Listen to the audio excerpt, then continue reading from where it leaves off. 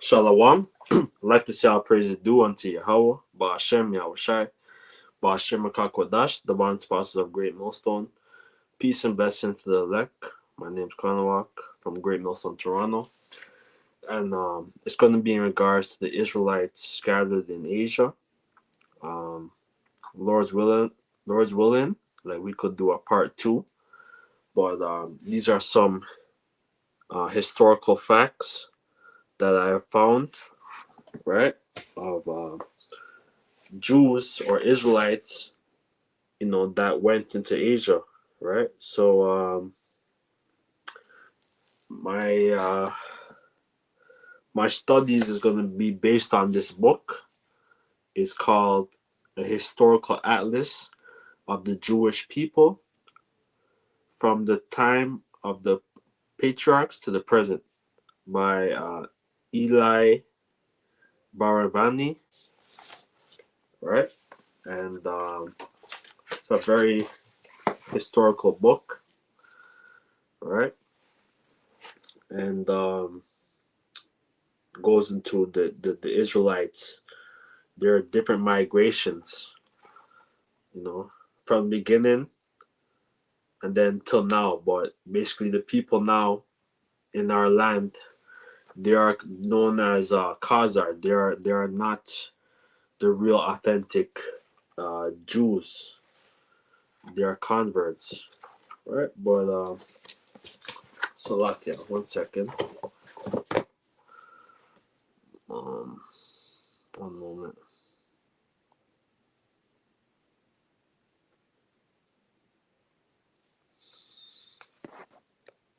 Yeah, so my found is going to be based on this book, Historical Atlas of the Jewish People from the time of the patriarch to the present, right?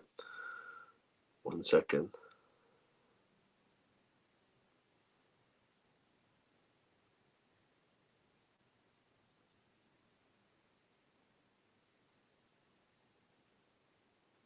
Oh, no.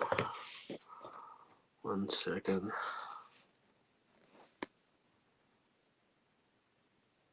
Let me see. Can you see my screen?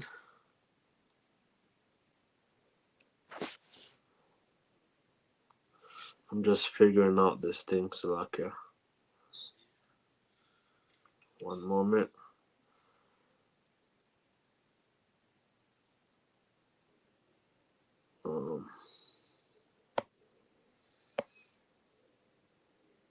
It's okay.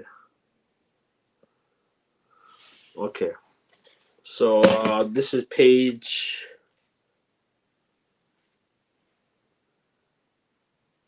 166.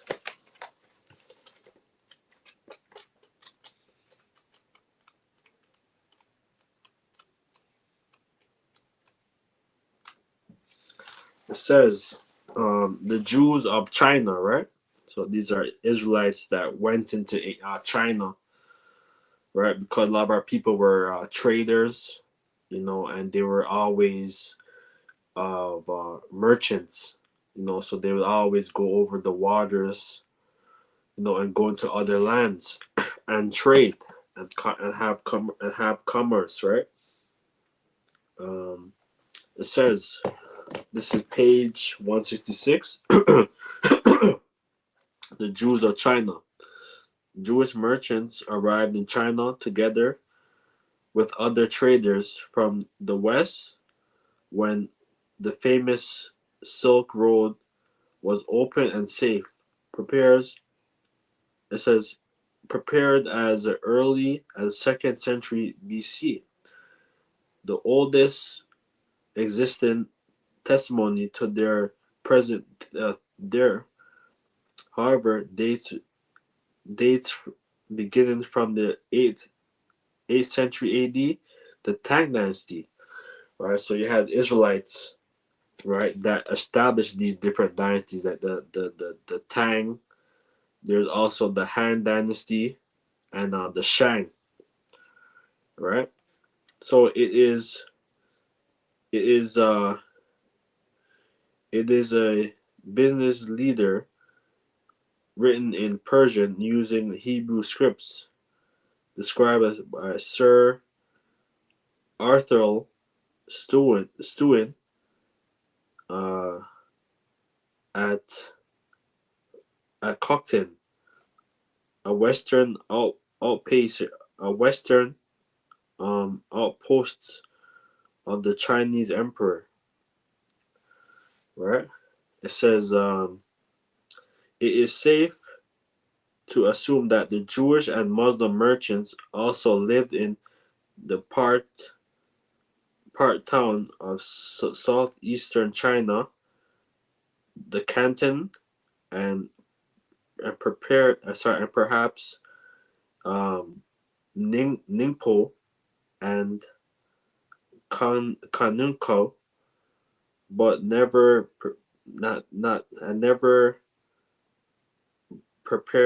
never permanently settled there.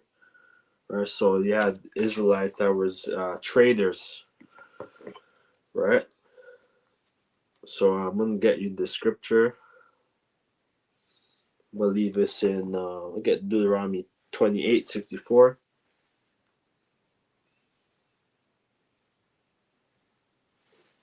One second.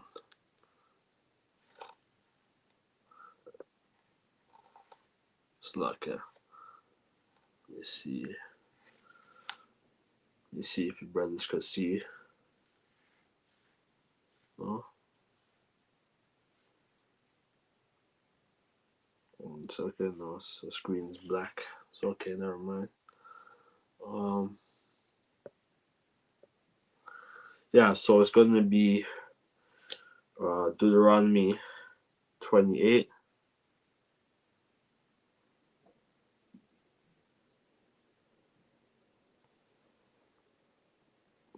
to 64.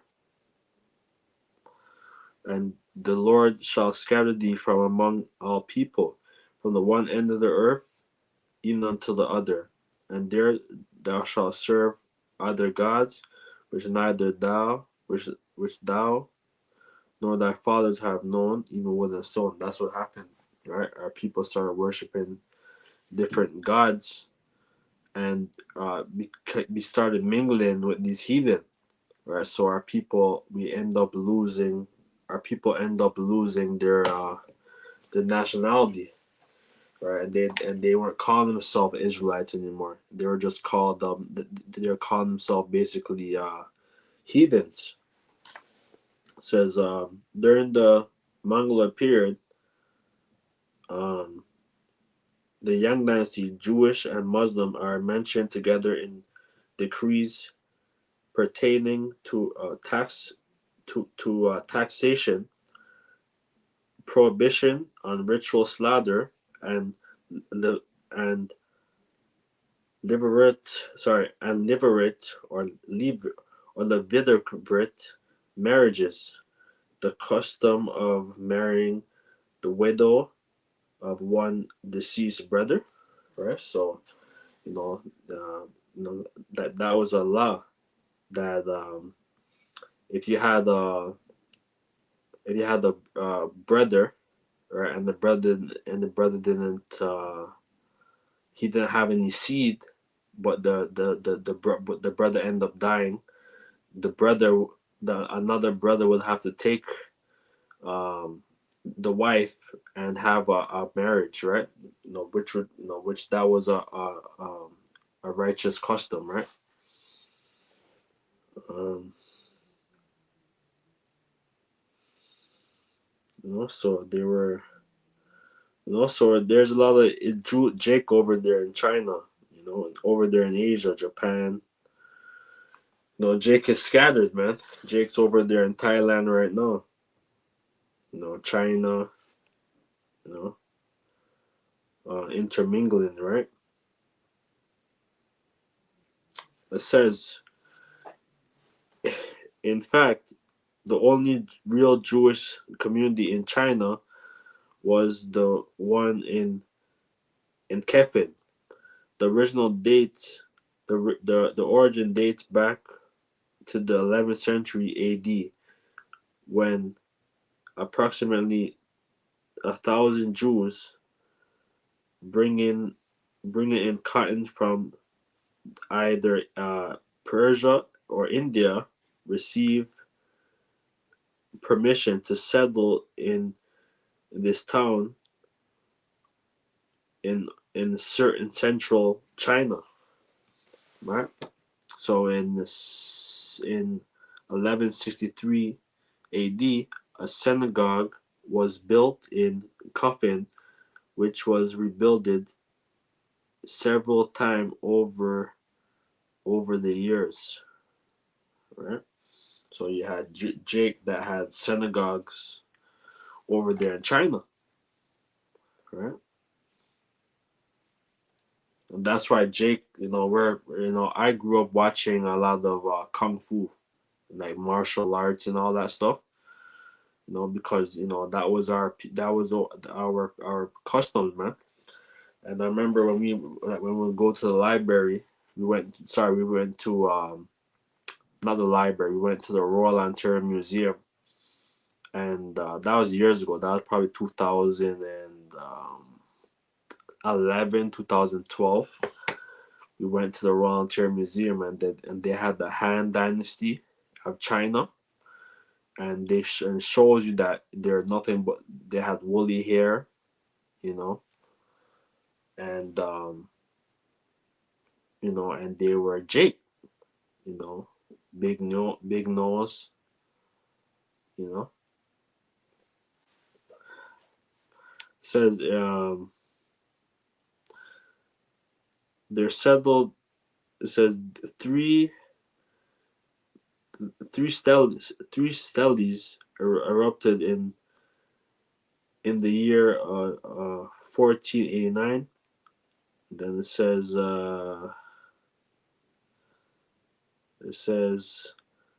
um attribute direct attributes uh defending dates to the first arrival of the Jews in China.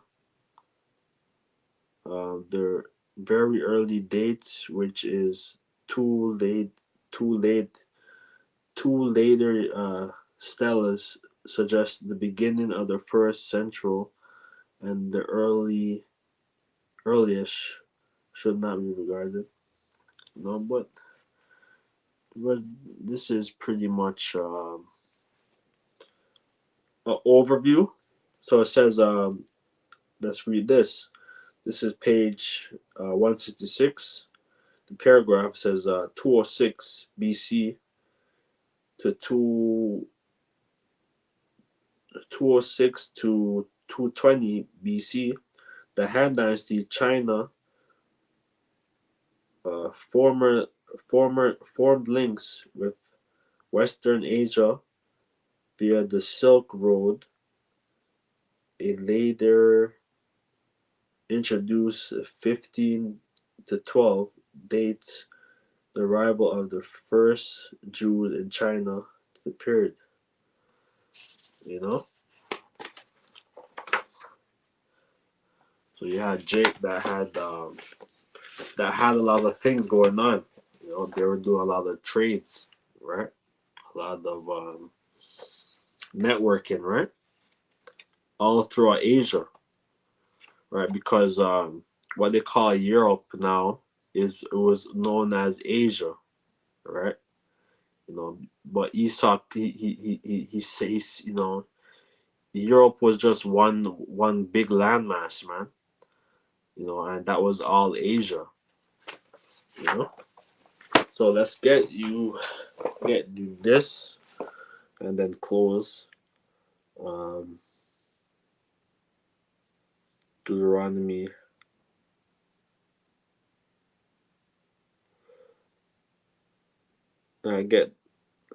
I get Revelation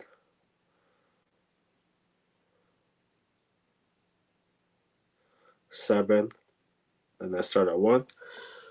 And after these things I saw on the four angels standing on the four corners of the earth, holding the four winds of the earth, that that the winds should not blow on the earth, nor on the sea, nor on any tree, and I saw an angel as having basically that this is the four angels, you know, Michael, Gabriel, Raphael, right, and believe it's Uriel, the four angels that's holding the winds of destruction, right? So we know that the elect is almost sealed. We're approaching that time. And I saw another angel ascending from the east, having the seal of living power, and he cried with a loud voice to four angels to whom was given to hurt this earth and the sea,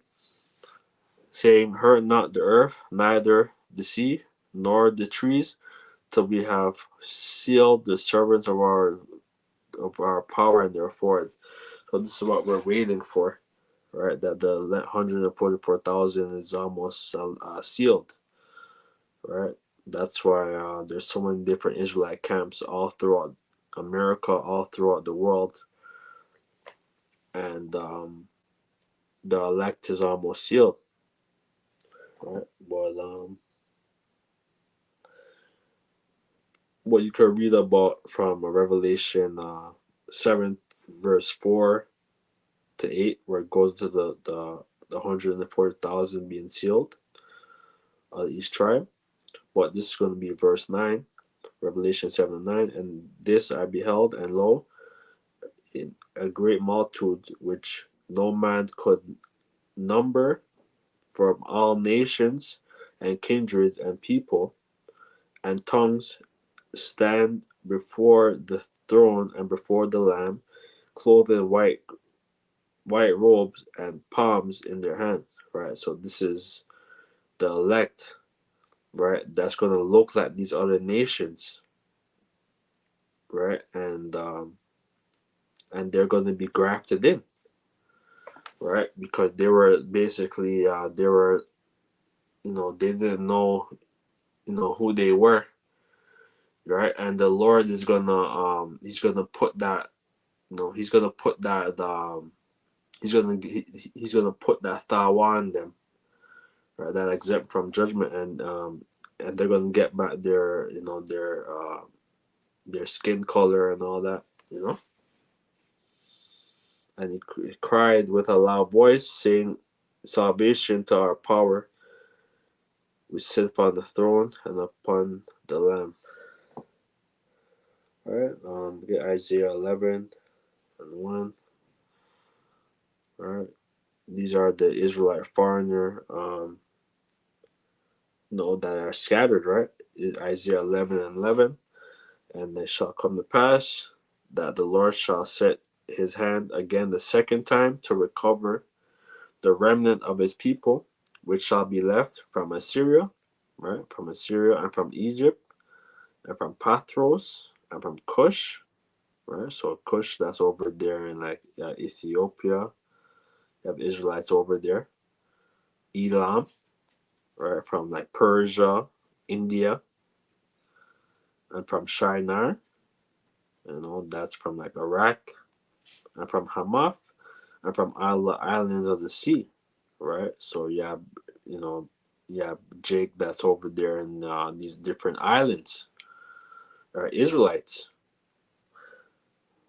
uh, and he shall set up an ensign to the end. Sorry, and he shall set up an ensign for the nation, and shall assemble the outcasts of Israel, and gather the dispersed of Judah from the four corners of the earth. So this is the dispersed, right? So the elect, right? There's gonna be the 144,000. Then you have the 1/3, right? That's gonna be saved, right? So the envy also of Ephraim shall depart, and the adversaries of Judah shall. So there's not gonna be that conflict with the northern kingdom against the southern kingdom. All that's gonna be deaded. It's happening right now. That's why you have these different Israelite camps. You have the northern camps.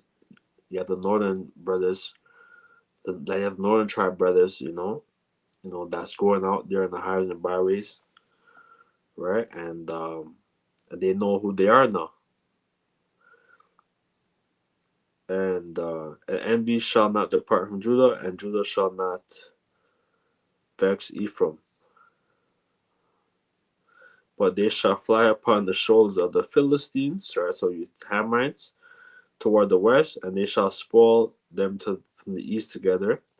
They shall lay hold upon Edom, right? So you Edomites, right? Them Edomites that's in power, right? And Moab, right? So you Chinese, right? And the children of Ammon, so you damn Japanese, shall obey them, right? Well, I didn't want to go too long. We're supposed to do a couple. We're supposed to go into it. We're supposed to go into a little more with these different artifacts and stuff. But Lord's will next time. Israelites scattered in Asia, part 2. So with that, let us all praise due to Yahweh Ba'ashem Yahushai, Ba'ashem HaKakodash, the one apostle of great millstone. Peace and blessings to the elect. Shalom.